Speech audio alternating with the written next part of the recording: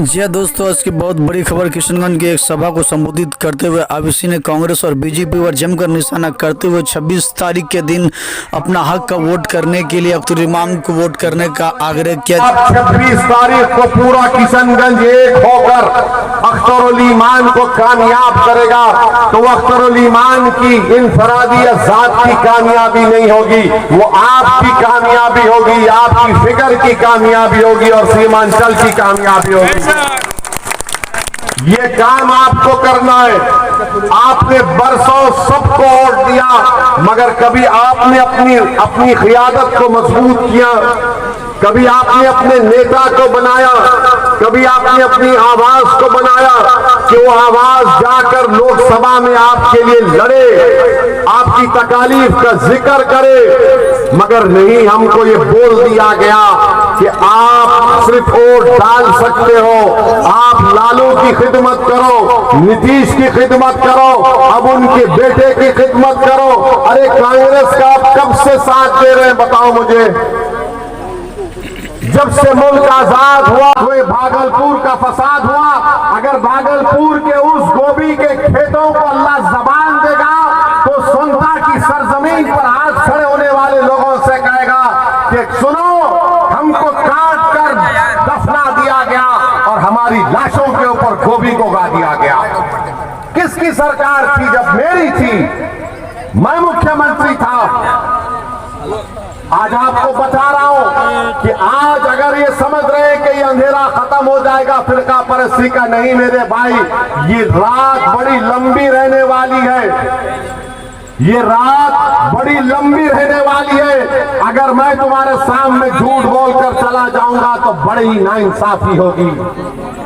इस रात को अगर हमको खत्म करना है, इस अंधेरे में अगर उजाला करना है, एक ही चीज कर सकती है पूरे भारत में। मैं पूरे भारत के मुस्लिम अक़लियत की बात कर रहा हूं। अगर तुम इस फिरका परस्ती के अंधेरे में रोशनी चाहते हो, अगर तुम ये मुस्लिम नफरत को खत्म करना चाहते हो, अगर तुम अपनी इबादत गाहों की हिफाजत करना चाहते हो, अगर तुम सामाजिक न्याय चाहते हो, तो याद रखो कोई पार्टी नहीं करेगी। तुमको क्षमा जलाना पड़ेगा और वो क्षमा तुमको अपने खून पसीने से जलाना पड़ेगा। और इत्तेहाद की निशानी पर अगर तुम क्षमा जलाओगे, ये अंधेरा छटना शुरू हो जाएगा। वरना याद रखो, ये चुनाव हो जाएगा, फिर अखलाक मारा जाएगा, फिर पीलू खान मारा जाएगा, फिर जुनैद और नसीर को जिंदा जला दिया जाएगा, फिर बुलडोजर से घर तोड़ा जाएगा, फिर कोई जुलूस में निकलकर मदरसे को जला देगा।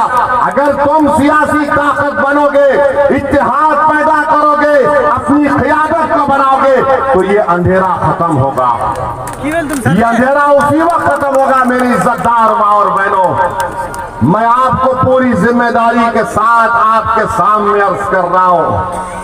वरना यही हम किसी के पैर का फुटबॉल बने हैं, कभी कांग्रेस तो कभी राजद तो कभी नीतीश कुमार। अरे बताओ फिर हमारी तकालीफ, हमारे हुकूक का कैसे हासिल होंगे? मेरे अजीज दोस्तों और बुजुर्गों, मैं कल नरेंद्र मोदी का भाषण सुना और भाषण में नरेंद्र मोदी ने धमकी दी भारत के मुसलमानों को। क्या कहा भारत के प्रधानमंत्री ने? कि हम बच्चे ज्यादा पैदा करते हैं, हम घुसपैठी हैं।